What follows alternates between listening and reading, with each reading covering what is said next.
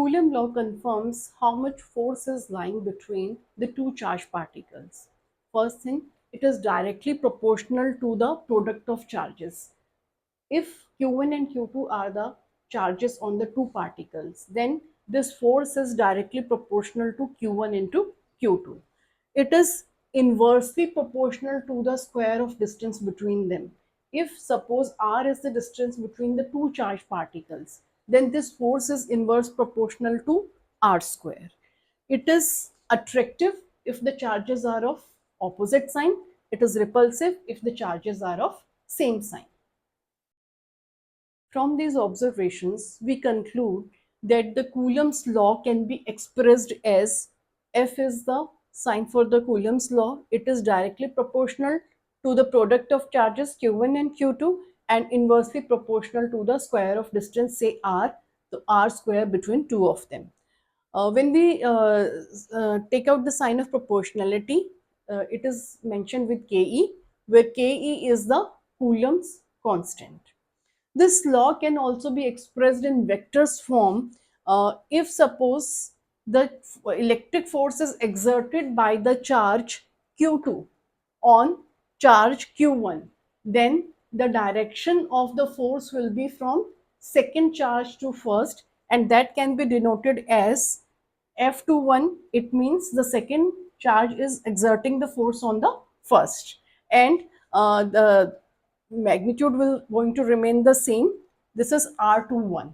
R21 is the unit vector that is showing the direction of the force, that is from second charge to the first one. Similarly, if the charge Q1 is exerting the force on Q2, then we can say Q1 is exerting the force on the charge Q2. Then this force will change the direction.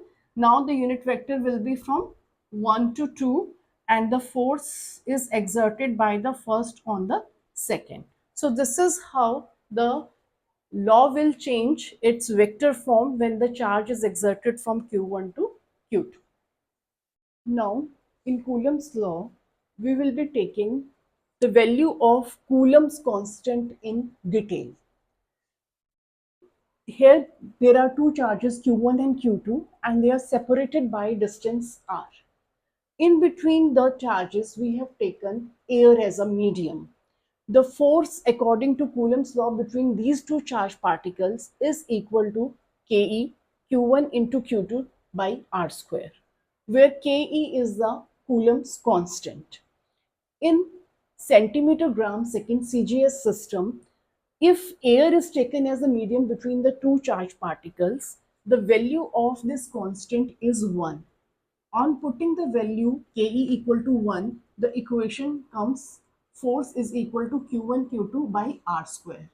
So under the condition air as a medium and the CGS system is followed, the force will be Q1 Q2 over R square and the unit will be dynes, because in CGS the units are dynes of force. In standard internationalized SI system, and air is again the medium between the two charged particles, the value of this constant Ke, Coulomb's constant, is equal to 1 by 4 pi epsilon naught, where epsilon is a Greek word. Actually, it measures how much lines of forces can pass through that medium. So it is mentioned as permittivity. Here we have taken air as a medium between two of them. We can call it as free space also. Here naught is being given for air or free space. If it is any other medium, this naught will be replaced by m, and that value of in that medium will be changed.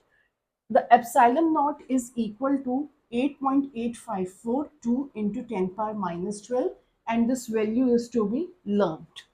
Now putting the values of pi and epsilon naught in the value of the Coulomb's constant, we get 9 into 10 power 9.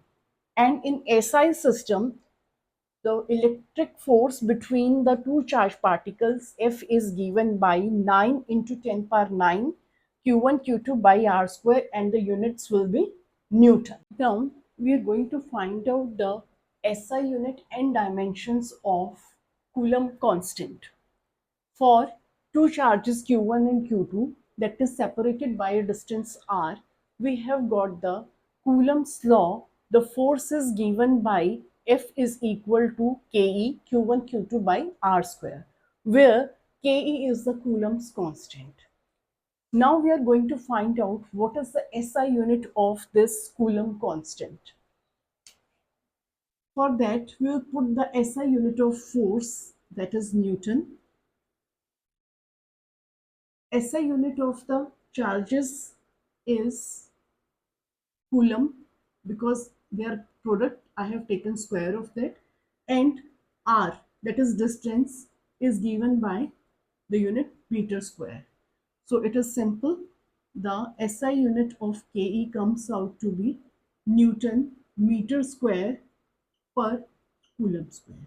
So this is the SI unit of Coulomb's constant.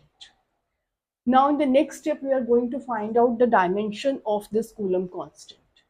Again, we will take help of the formula. In the formula, the dimension formula of the force is mLT minus 2, because force is mass into acceleration. So mLT minus 2 is the dimensional formula of force. The dimension formula for the charge is 80, because it is a product, so it is a square t square. How it has come?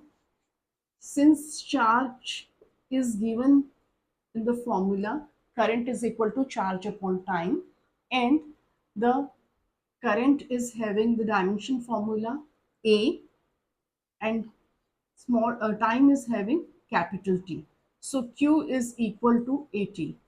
This is the dimension formula for the charge that I have put directly here, a square t square. And the dimension formula for the distance r square is L square. So dimension formula of Ke can be found out m L3 t minus 2 a minus 2 t minus 2. Now we are going to sum up these. The dimensional formula for Coulomb constant Ke is m L3 t minus 4 a minus 2. So we have found out the dimensional formula as well as the unit of dielectric constant here. In the next step, we are going to find out the SI unit and dimensions of epsilon naught. Here we have taken the two charges Q1 and Q2 that is separated by distance r, and here we have taken air as a medium. Now, according to Coulomb's law, the force between these two charges is given by F equal to 1 upon 4 pi epsilon naught Q1 Q2 over r square. Here, epsilon is the permittivity of free space, means this epsilon is allowing how many lines of forces to pass between the charges Q1 and Q2. To find out the SI unit, we take help of the same formula. F is equal to Q1 Q2 over 1 by 4 pi epsilon naught r square. Now the SI unit of force is Newton. 1 upon 4 pi, there is no unit. Q1 Q2, they are the product of the two charges. The charge unit is Coulomb, and because product is there, so it is Coulomb square. Epsilon naught, the unit we want to find out, and r square, the unit is meter square. So epsilon naught is having dimensional formula per Newton per meter square Coulomb square. Now, in the next step, we are going to find out the dimensions of epsilon. Again, we will take help of the same formula. The dimensional formula for the force is mLT minus 2. 1 by 4 pi, there are no dimensional formula.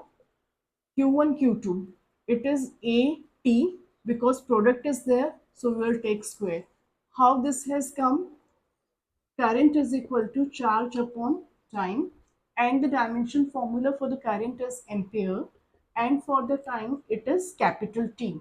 So Q is having the dimensional formula 80 that I have used here directly, and R is distance, so it is having L square as its dimensional formula, and epsilon naught is the one whose dimension formula is to be calculated.